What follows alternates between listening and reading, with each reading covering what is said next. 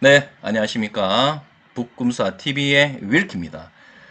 여러분들, 북금사는 참고로 부자를 꿈꾸는 사람들의 줄임말이고요. 그렇다고 해서 부자를 꿈만 꾸는 게 아니라 꿈꾸면서 반드시 실현하고자 하는 사람들의 약칭이다. 이렇게 생각하시면 좋을 것 같습니다. 자, 거두절미하고 방송을 시작하도록 하겠습니다. 자, 오늘은 7월 31일 일요일이고요. 오늘 제가 여러분들께 소개시켜 드릴 영상은 종목 분석 영상이고요. 3개월여 전에 제가 분석을 해드렸던 이 현대제철을 지금 현 시점에서 다시 한번 더 분석을 해보려고 합니다. 혹시라도 투자를 하고 계시지 않은 분들에게는 혹시라도 신규 매수의 어떠한 정보로서 가치가 있기를 바라고, 그리고 투자를 하고 계시는 분들에게는 앞으로 또 홀딩을 할 수 있는 멘탈을 잡기 위한 어떠한 메리트가 되기를 기도하면서 방송을 진행해 보도록 하겠습니다. 자, 제가 소제목에서 역대급 실적 행진에 또 이 주가는 외면이라는 어떤 소제목을 달았는데, 최근에 이 철강과 관련된 대부분의 종목들이 6월 이후에 크게 폭락을 했었습니다. 물론 뭐 지수도 급락을 했었죠. 하지만 이 현대제철뿐만이 아니고 포스코 등 이 철강 산업의 이 관련주들이 1분기, 2분기에 이 상당히 좋은 실적을 이 발표를 했음에도 철강 가격이 최근에 하락을 하고 있고, 그런데다가 앞으로의 이 경기 침체에 대한 우려로 이 실적 부진도 리스크로 작용을 하게 되면서 주가가 크게 빠졌습니다. 근데 제가 현 시점에서 다시 한번 더 현대제철 그리고 관련 산업을 분석하다 보니까 너무나도 많이 빠졌다.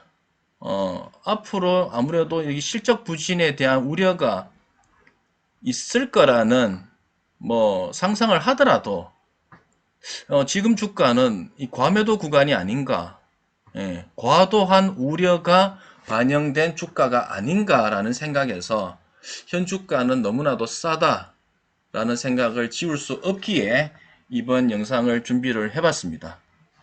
자, 그러면 거두절미하고 현대제철을 현 시점에서 다시 한번 더 분석을 해보도록 하겠습니다.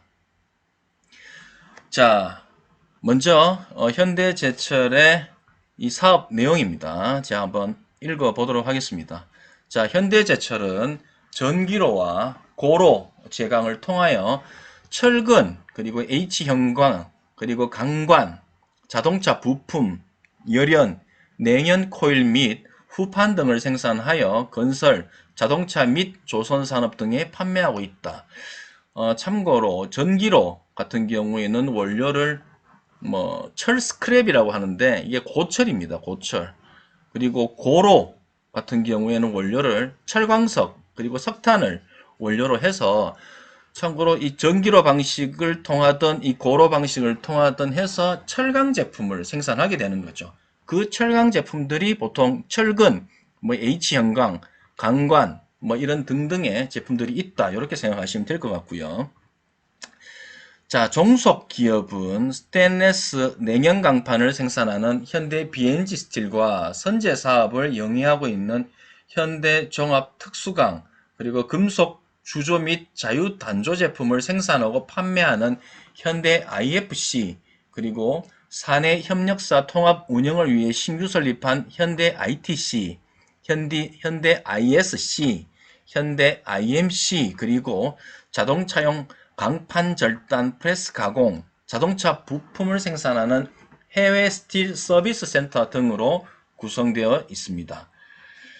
자, 특히 2020년 4월 1일에 금속 주조 및 자유 단조 제품의 생산 및 판매 사업 부문을 물적 분할을 했습니다.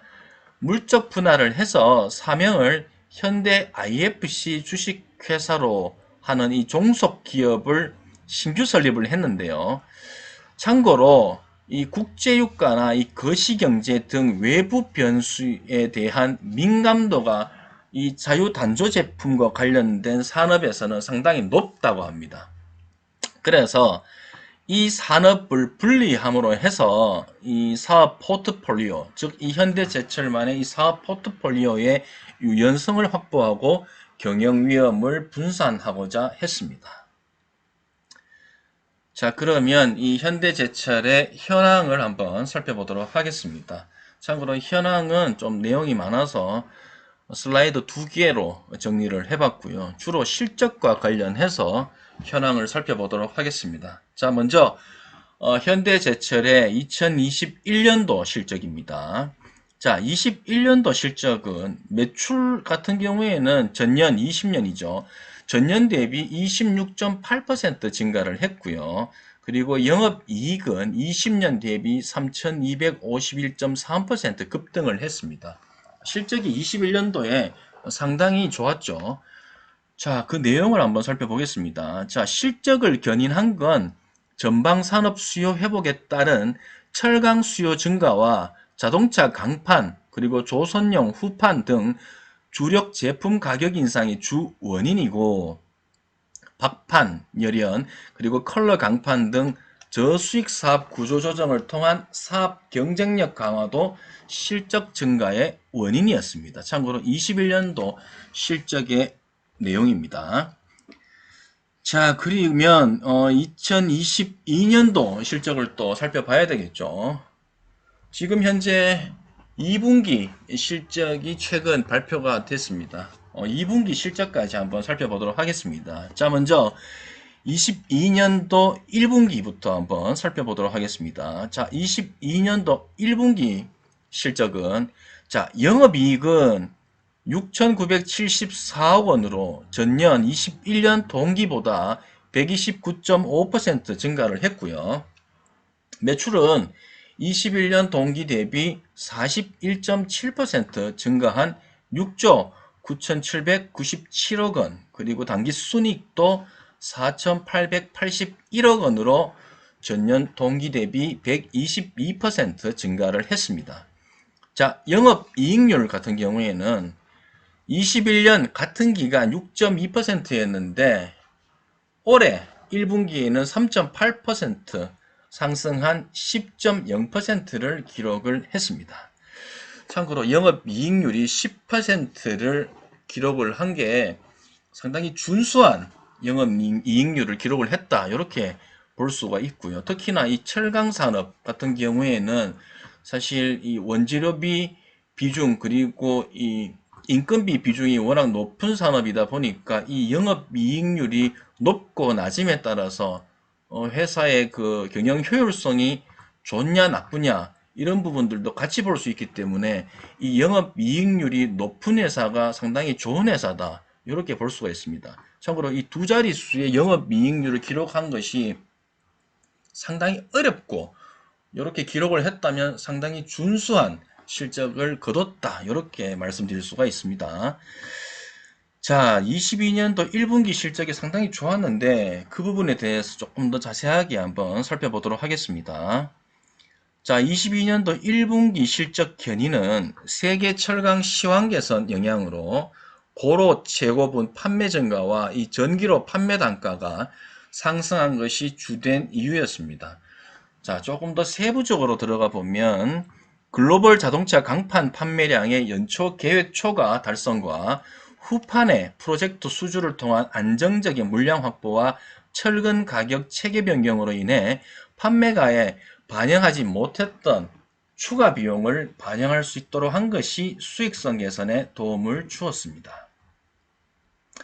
자, 그러면 최근에 실적 발표한 22년도 2분기 실적을 보도록 하겠습니다. 자, 22년도 2분기 매출액은 7조 3,810억 원으로 전년 동기 대비 31.3% 증가를 했습니다. 참고로 7조가 넘긴 게 거의 뭐 역사상 최초라고 합니다. 자, 그리고 영업이익은 8,221억 원으로 50.8% 증가를 했고요. 당기순이익은 5,666억 원으로 전년 동기 대비 60.7% 증가를 했습니다. 참고로 직전 분기, 자, 22년 1분기에 비교해서 보면 매출과 영업이익 그리고 순이익이 각각 5.7%, 그리고 7.9% 그리고 16.1%씩 증가를 했었습니다. 그러니까 2분기 실적이 역대급 실적이 나왔다. 이렇게 보시면 될 것 같습니다. 자, 참고로 영업이익률 아까 중요하다고 했죠. 자, 영업이익률도 지난해 같은 기간이 9.7%였는데 참고로 이번에 1.4% 상승을 해서 11.1%를 기록을 했습니다. 자, 최근 4분기 연속 두 자릿수 영업이익률을 기록을 했다. 이렇게 말씀을 드릴 수가 있고요. 그리고 매출도 2분기에 7조를 넘겼지 않습니까? 참고로 이 매출 증가세도 2020년 2분기 이후 8분기째 계속되고 있다. 그래서 이 2020년 2분기 이후 계속적으로 분기 성장을 이뤄가고 있다. 이렇게 설명드릴 수가 있습니다. 자세한 내용을 조금 더 세부적으로 한번 살펴보도록 하겠습니다. 자, 철강 원재료 상승에 따른 판매 단가 인상으로 매출이 증가했고요. 그리고 원재료 등 투입원가 상승분을 판매 단가에 반영을 해서 이 마진 스프레드가 확대됨으로 해서 손익이 상당히 개선됐습니다. 자, 이때 마진 스프레드가 뭐냐? 자, 투입 원가와 판매 단가의 이 차이, 그러니까 기업의 순마진의 어떤 그 부분에 대한 폭을 이 마진 스프레드라고 이렇게 지칭을 합니다. 자, 세부적으로 이 글로벌 자동차 강판 부문에서는 해외 고객사 확대를 통해서 이 실적 개선과 후판 부문은 국내 조선사의 이 수주 잔량 증가, 그리고 액화 천연가스 LNG죠. 운반선 등 고부가 가치 선박 수주 강세에 힘입어서 안정적인 물량 확보로 실적을 상당히 견인했다. 자, 2분기 실적 견인의 큰 부분은 이런 부분들이 담당을 했다. 이렇게 보시면 될 것 같고요. 특히나 상반기에는 자동차 강판 가격이 톤당 15만원, 그리고 조선용 후판은 톤당 10만원 이 가격이 인상됐고요.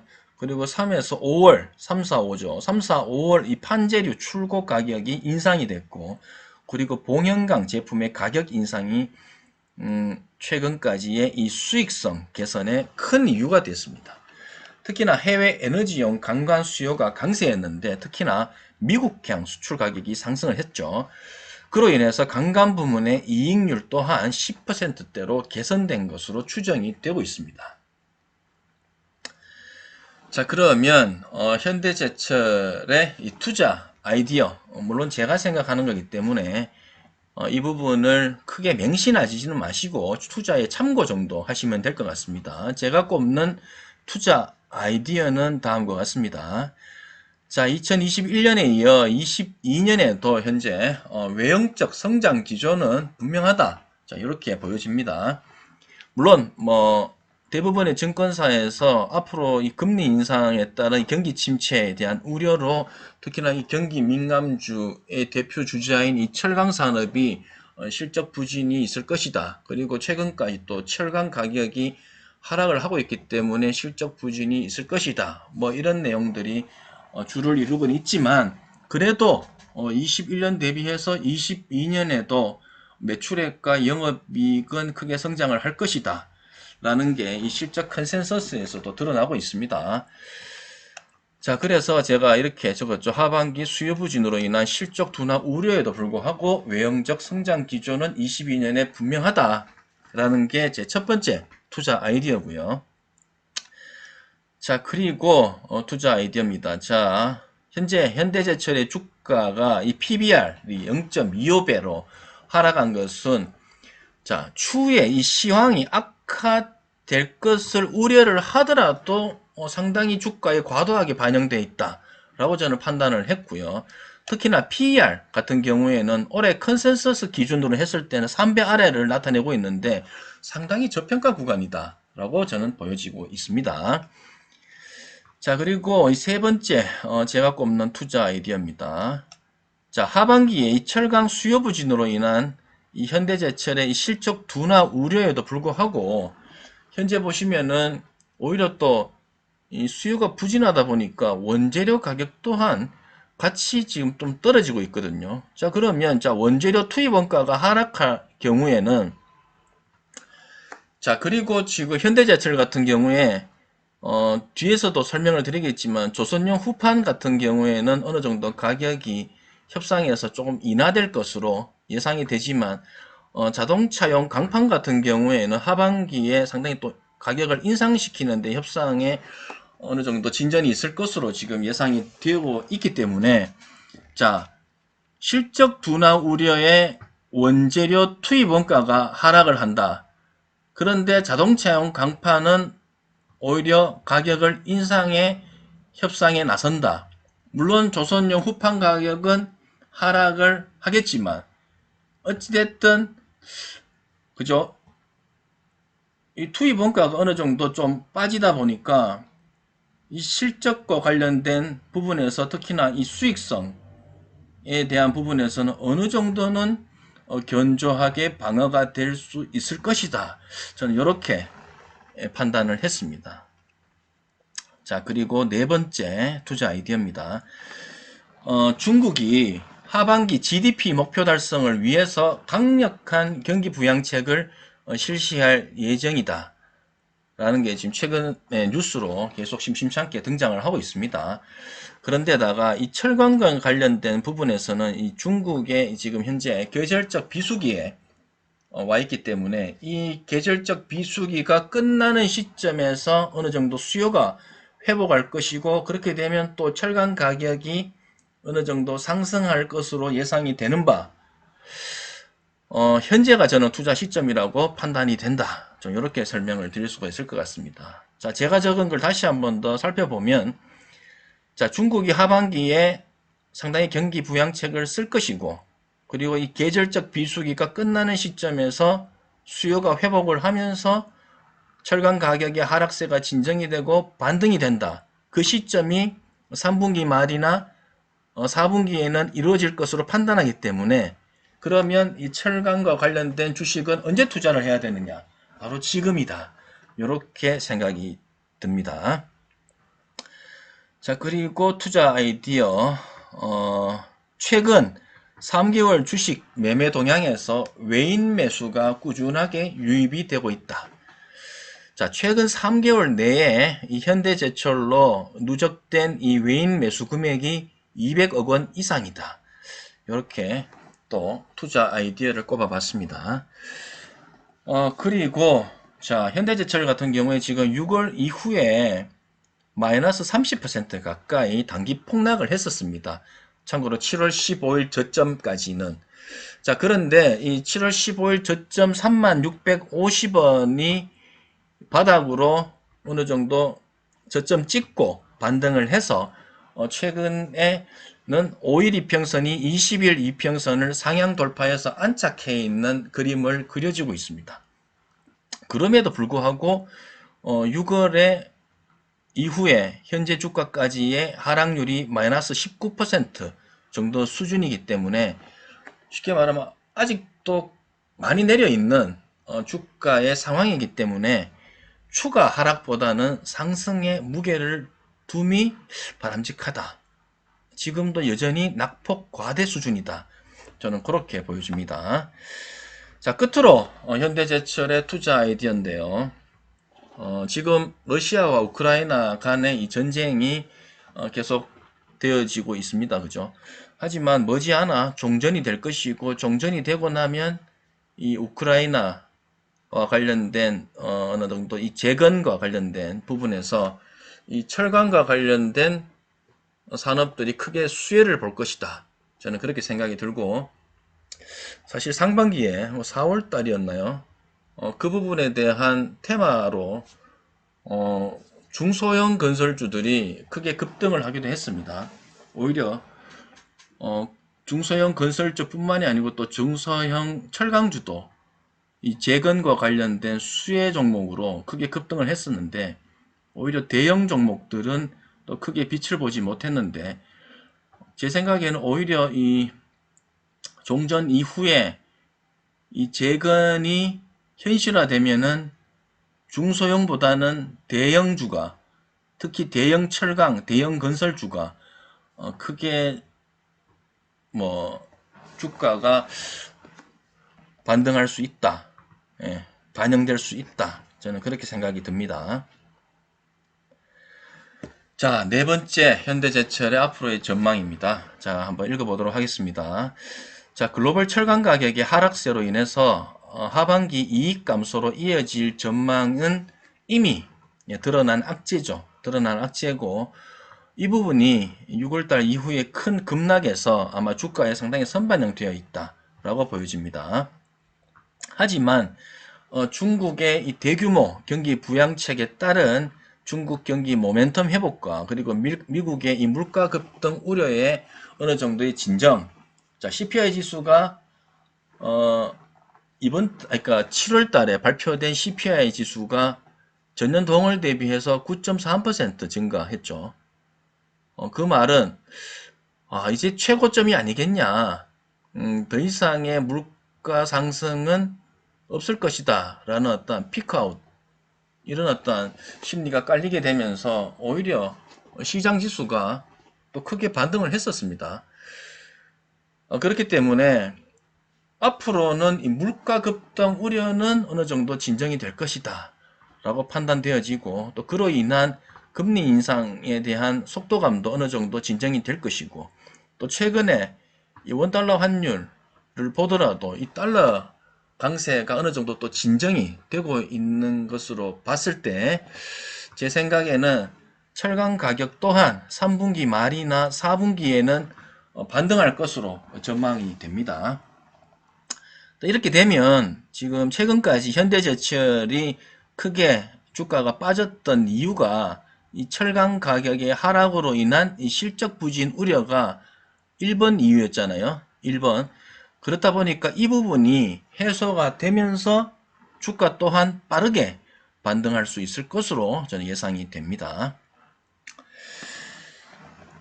그리고 최근에 이 대우조선 해양 파업이 있었고, 그죠? 뭐 그런 것들로 인해서 이 철강 수요가 감소가 됐었죠. 특히나 철강 수요 감소뿐만이 아니고 이 조선용 후판도 수요가 상당히 또 감소가 있었고, 그로 인해서 하반기에는 후판 가격이 어느 정도 하락으로 협상이 될 것으로 예상이 됩니다. 하지만 하반기로 갈수록 앞서서 말씀드렸던 것처럼 원재료 가격, 투입 원가도 또한 하락하고 있기 때문에 이번 하반기 자동차용 강판 가격 협상이 인상으로 잘 협상이 되게 된다면 현대제철의 이 전체적인 수익성에는 상당히 견조한 방어가 이루어질 수 있을 거다라고 예상할 수 있을 것 같습니다. 자, 끝으로 전망입니다. 자, 주가는 자, 현재 1분기, 2분기, 그죠? 이 역대급 실적을 발표했었죠. 이 역대급 실적에도 불구하고 급락을 했었고, 이 급락한 이후에는 최근에 지수 상승과 함께 동반 상승을 했죠. 거의 뭐 바닥권에서 약 한 11% 현대제철도 상승을 했습니다. 하지만 여전히 제 생각에는 저평가 구간이고 역대급 실적에도 상당히 주가가 싸다라는 것을 지울 수가 없기 때문에 앞으로는 추가 하락보다는 어느 정도 상승세를 지속할 수 있을 것으로 저는 기대를 하고 있습니다. 특히나 증권사에서 지금 예상하는 3분기에 이 철근과 고로 부분의 이 롤마진 축소, 롤마진이 뭐냐 하면 보통 이 철강 업체들의 투입 원가 대비 판매 가격, 이 마진을 보통 롤마진이라고 합니다. 롤마진.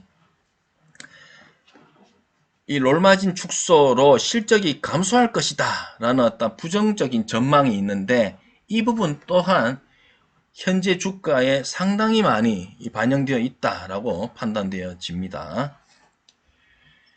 그렇기 때문에 전반적으로 제가 생각했을 때는 현대제철은 이미 나올 악재 다 나왔고 다 알고 있다. 그죠? 다 알고 있고 그 부분 역시 주가에 반영되어 있다. 저는 그렇게 생각이 듭니다. 자, 그러면 밸류에이션 한번 살펴보도록 하겠습니다. 지금 컨센 기준입니다. 자, 22년 컨센 기준으로 했을 때 현대제철은 PER 3배 아래에 있습니다. 상당히 저평가 구간이다. 자, PBR 0.25배 수준으로 역대급이다. 역대급 저평가 구간이다. 최근 주가 급락은 너무 과했다라는 어떤 표현이 맞을 것 같습니다. 자, 끝으로 가격 전략인데 뭐 사실 가격 전략은 어디까지나 상당히 주관적인 견해이기 때문에 이 부분은 그냥 참고만 하십시오. 제가 생각했을 때 지금 만약 현대제철을 매수하게 되신다면 3개월 보유를 목표로 해서 목표가 41,000원을 제시를 해볼 수 있을 것 같고요. 그리고 6개월 보유를 했을 때 목표가 44,000원을 제시해 볼 수 있을 것 같습니다. 자, 그러면 손절가도 말씀드릴 건데 제가 늘상 말씀드리지만 손절가는 대부분의 사람들이 잘 지키지도 않지만 또 대부분의 사람들이 궁금해하기 때문에 손절가를 말씀드리는 거고, 제가 방송하는 종목들은 손절가에 오히려 추매하는 게 더 바람직하다라고 말씀드리고 싶습니다. 아무튼 손절가는 31,000원을 제시하도록 하겠습니다. 자, 이상으로 현대제철 현 시점에서 다시 한번 더 분석을 해봤고요.